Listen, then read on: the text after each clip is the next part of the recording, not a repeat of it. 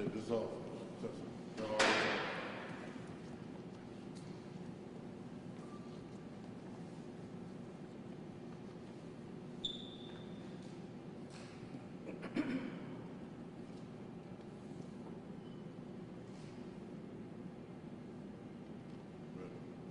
Okay.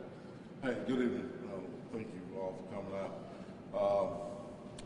On Monday, the Wake County Sheriff's Office opened a homicide investigation which was coming from what was originally a missing persons case, following the discovery of a bag that was found near the Neuse River here in Raleigh with a body in it. On Monday, there were many questions, obviously, as to who the body was, who could have done that, and things of that nature, and we didn't have those answers. But today we do, after a lot of hard work from these folks that you're looking at behind me, Criminal Investigations Division, our Persons Crime Unit. These are just a few of those members who are here who have been actively working on this case. So this office is and always will be committed to finding persons that are responsible for these types of crimes, any type of crime, but particularly taking the life of another human being and bringing it to justice. So they've done just that, and Major Scott Liker is going to come up and kind of give a few more details in terms of the suspects involved. So good evening. Numerous investigators started with this case Friday when it came in as a missing person case. Obviously, Monday morning, the path of the investigation changed to homicide investigation. This evening, investigators have arrested Thomas Johnson and Emily Trevathan during a traffic stop this afternoon on city limits of Raleigh. Johnson and Trevathan are charged with murder of an unborn child, and concealment of a body. Through numerous interviews and search warrants, investigators have obtained an probable cause to get these warrants. We have just finished interviewing both of them, and they are currently being processed out at the Wake County Detention Center as we speak. There are still several interviews that need to be conducted, several canvases and other evidence that will need to be obtained.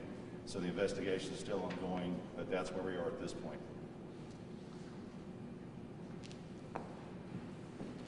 What can you tell us about a possible motive in this case? That's what we're still working on. We're trying to determine what that was. There'll be further interviews, and perhaps these people will provide us with that information.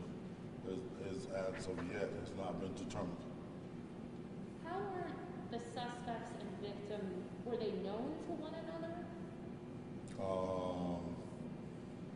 No, but we're still working on that too. Sheriff, how much did the search of the property in Wendell aid in this investigation? It was a part, we didn't find all we were looking for, but further search warrant that we did at a motel that's involved gave us kind of what some of the missing pieces to the puzzle that led us to these two individuals. You think there might be additional suspects as well? Are you looking for additional suspects tied to this case? Could be, but we're pretty sure we've got the two that are mostly involved at this point. And do you know the initial cause of death? Scott? I believe that the medical examiner says classified as a strangulation. Yeah. Strangulation? Yes, sir. Sheriff, you said the suspects were stopping at trying to stop. Yes. Were they triangling the area?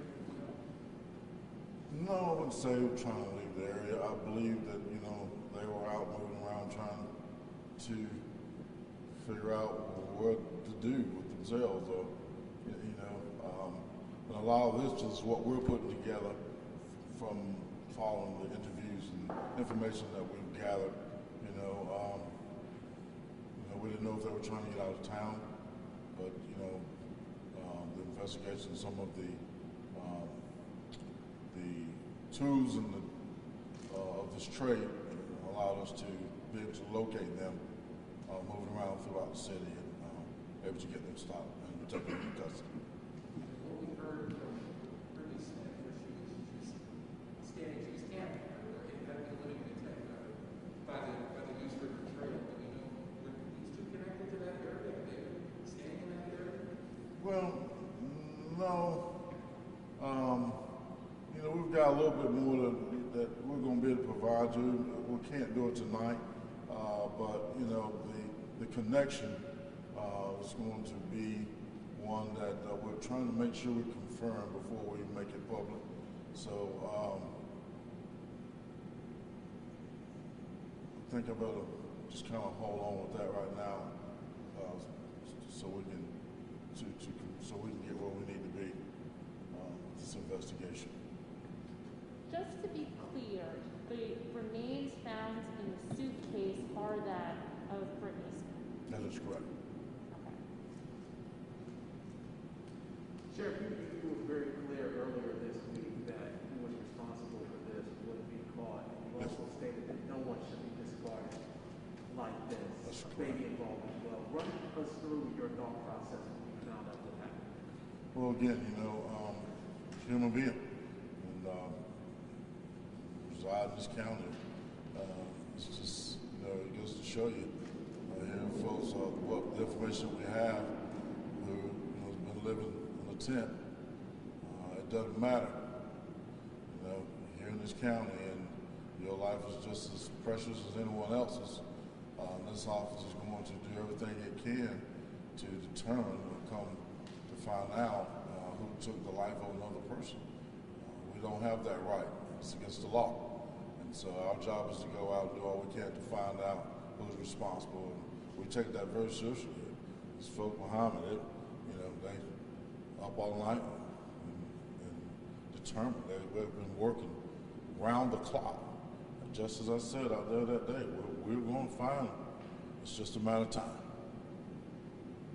Sheriff, she was reported missing last Thursday. Do you believe she was strangled to death last Thursday?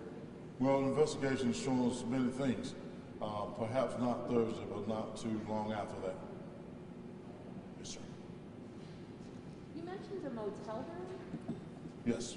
Tell me a little about how that was connected to things. Is that So where again, the- that's the investigation. That's a part of an ongoing part of the investigation too. So, but again, you know, it's just information following leads. And Is that where the suspects were staying, the motel room? Could possibly have been. And which motel are we talking about here?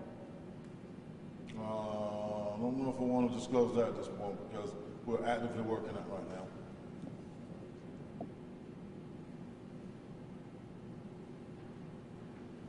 We'll have more. We just want to, as you know, as I said, you know, once we got more, that we wanted to let you know what we had, and we're going to continue to do that.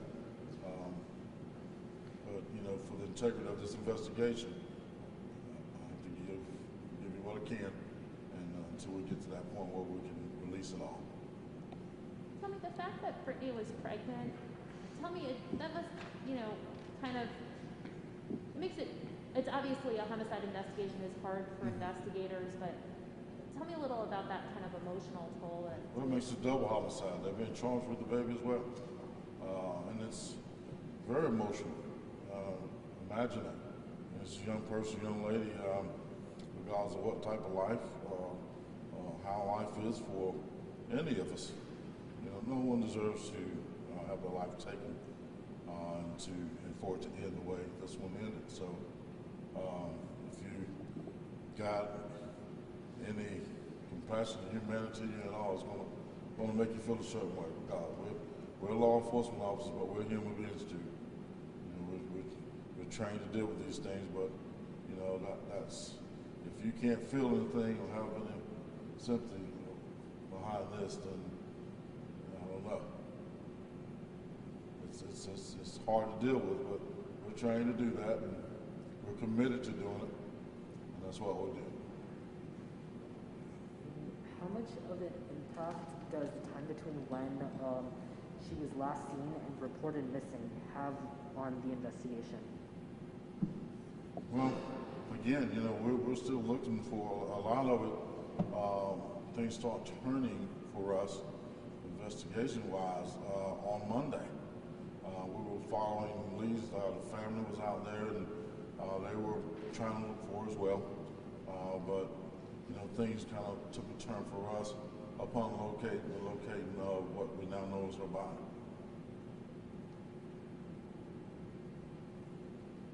Okay, thank you. Thank you.